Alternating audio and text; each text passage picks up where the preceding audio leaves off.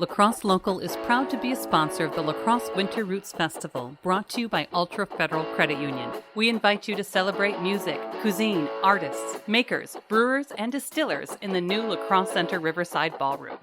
Musical entertainment includes Dan Sobronic, Reed Grimm, Tug, The Remainders, Greg Hall and the Wrecking Ball, and the Trippin' Billies, the nation's most renowned Dave Matthews tribute band. La Crosse Winter Roots Festival is presented by the La Crosse Center, La Crosse Local, and with special thanks to The Remainders. I'm going home. Hey, I'm going home. Find out more information and how to get tickets at lacrosselocal.com. Today we chatted with longtime resident and art lover James Cherf of By James Galleries and Custom Framing. We talked about his origins in the arts, getting his start, the availability of major works in the area from Dr. Seuss, Dali, Picasso, Miro, and other contemporary artists, and how he has served the community from the beginning. You can find more conversations, food reviews, live music, and events on our website, lacrosselocal.com. I'm Amy. And I'm Brent. And this is La Crosse Local. My name is James Cherf. I was born in La Crosse, Wisconsin. My family have been residents in the city of La Crosse for forever. And how did I get in the arts? I started working for an art gallery and photography studio when I was in high school, and I loved it. And I had two very wonderful art teachers that I took summer school from, as well as high school. That was the late John Mattill and the late Vern Olson. And they were very fostering and very encouraging, and definitely challenged their students, not only in the creation and appreciation of artwork, but also in all aspects of life and critical thinking. I worked for, like I said, this business through high school and through college. I went to UWL, as most students do, went out and got a real job after I graduated and discovered that I really missed the arts.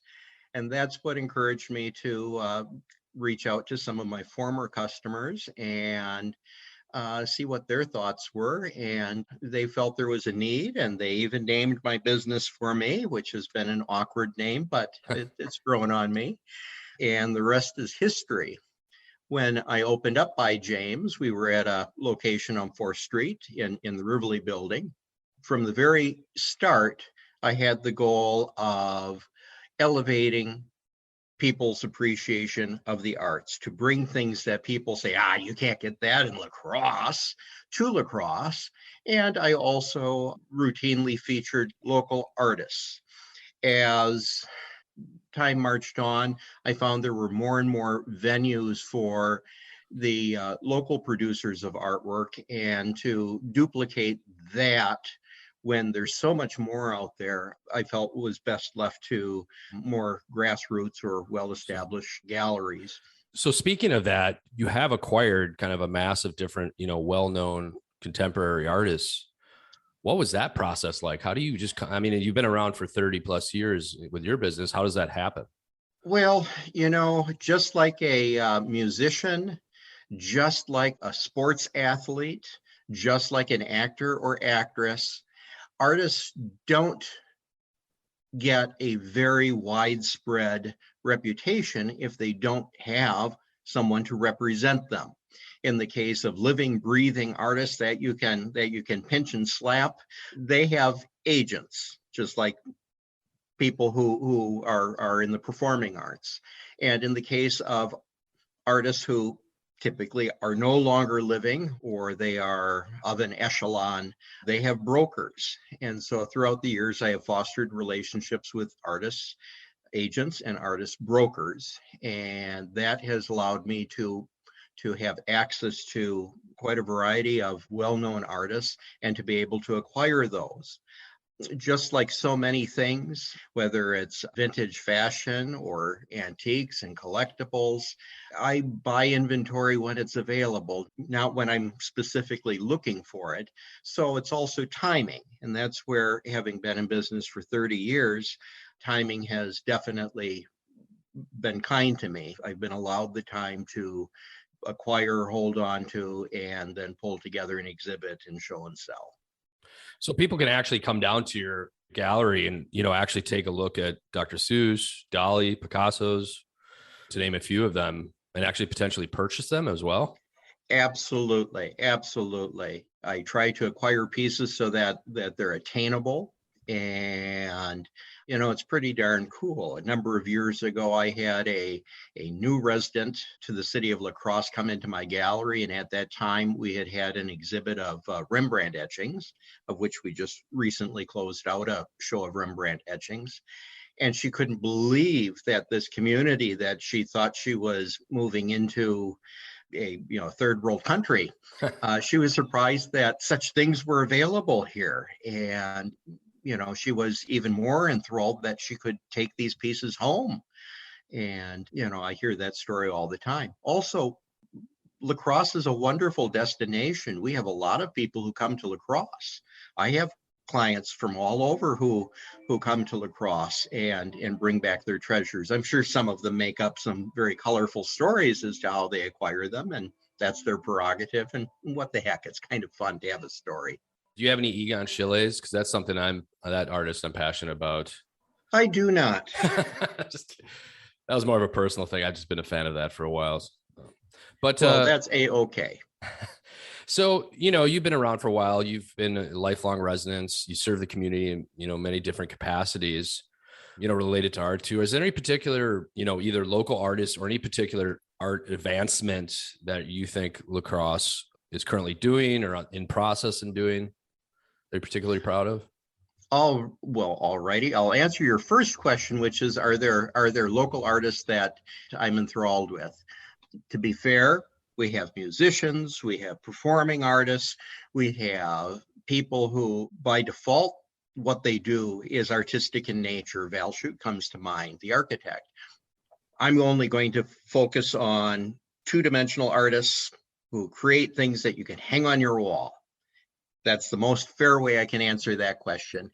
Through the years, I have shown and featured local artists, Marion Bean, now deceased, Valerie Berman, now deceased, Marion Egan, not deceased, Dale and Betty Kendrick, now deceased.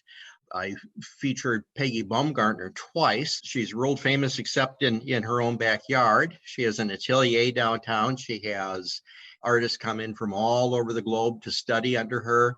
She's one of the, if not the preeminent female portrait artist.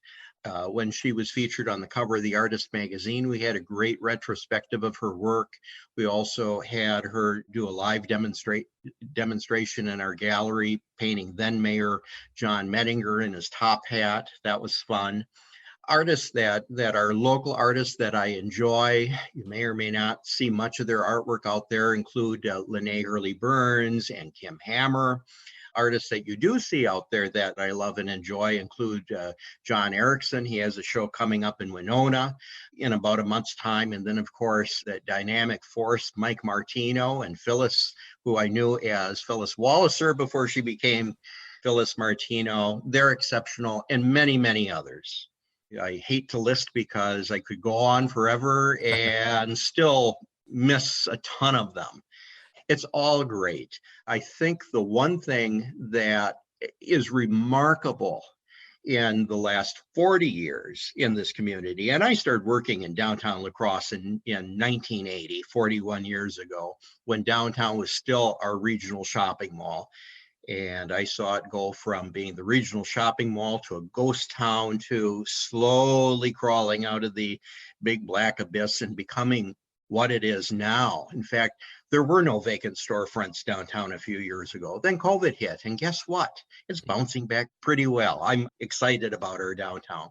But the one thing that I've seen is from our local artists to having clubs and their endeavors being things they traded among colleagues and friends to actually creating artwork for the populace, making it available and accessible, and stretching their abilities, creating better and better and better quality artwork out there. You could say art is subjective, but there is a difference, and we have some very, talented, fine quality people out there creating artwork.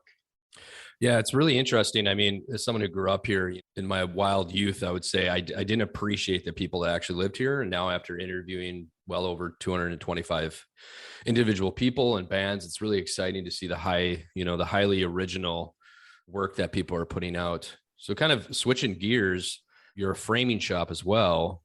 Try to buy local work when I go to exhibits and things like that. What should people know about framing? Take that kind of next step to wrap those 2D pieces in. You can have the neatest shirt, but if you don't have a pair of pants, you're not always welcome.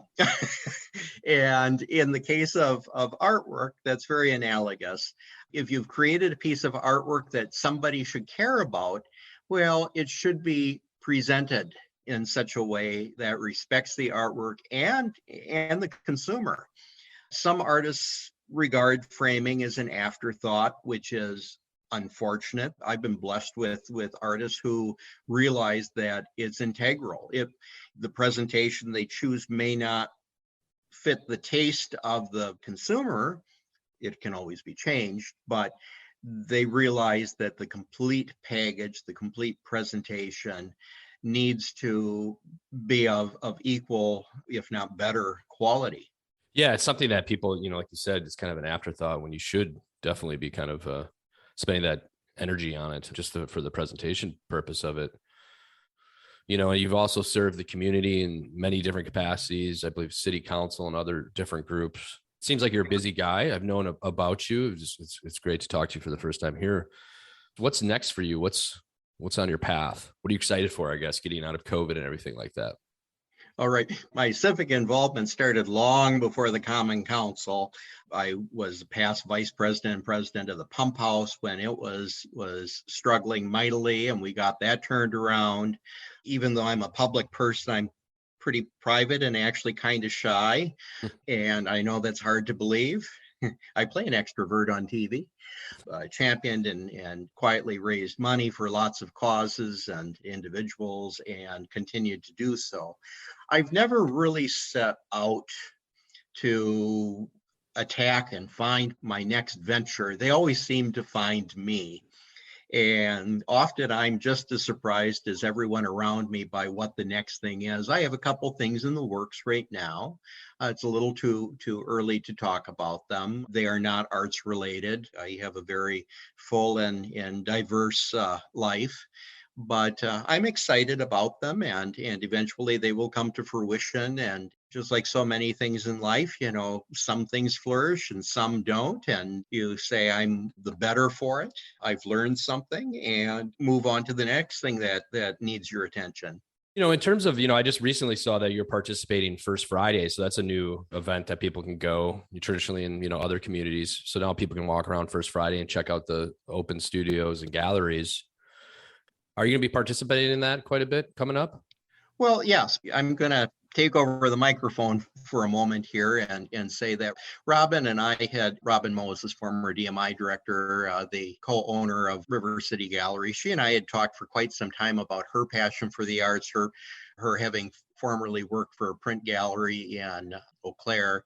And I was very excited and supportive of her opening the pop-up, which became River City Gallery. And I popped in out of a courtesy to tell her that after a near 3-year hiatus, our gallery was finally reopening. Our gallery, unfortunately, that location that we had previously been at was in the way of progress, and we had little choice but to close up and allow the demolition of that building for a big utility project. I'm glad I didn't rush to replace the location because it would have been closed for over a year. Thank you, COVID.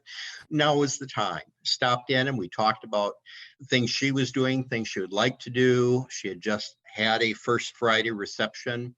Definitely, I feel as an arts community, we need to support everyone. I encouraged her to include everyone. They can choose not to participate, but the tattoo parlors are just as much, if not more, of an artistic venture than an art galleries. I think we had some pretty exciting participation. I'm sure that some places will participate more often than others. I'm not sure if the first Friday will continue to be a monthly thing or if it will develop into a quarterly thing, because we'd hate to have a participant burnout, but we're going to monitor that. And definitely I want to be part of it. I think it's very exciting. I miss the days when, with the Pump House's blessing, that we had art walks back in the 90s. I mean, I participated in it. I didn't make it to your place, unfortunately, but hopefully this next month we will. I thought it was great. Our families Absolutely. Definitely took the kids, all under 10 years old. They're respectful. Did you bring them home after you brought them? They didn't pull anything off the walls, didn't break anything. Okay. They probably ate a few too many cookies that were set out, but that's okay.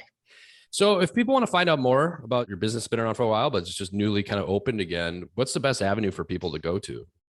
Well, our frame shop, since COVID, has been exclusively open by appointment, 608-785-2637. For those who don't have a pen, it's 608-78-JAMES. That probably will continue on that way indefinitely. No one accidentally stops in to frame something. It's a destination venture.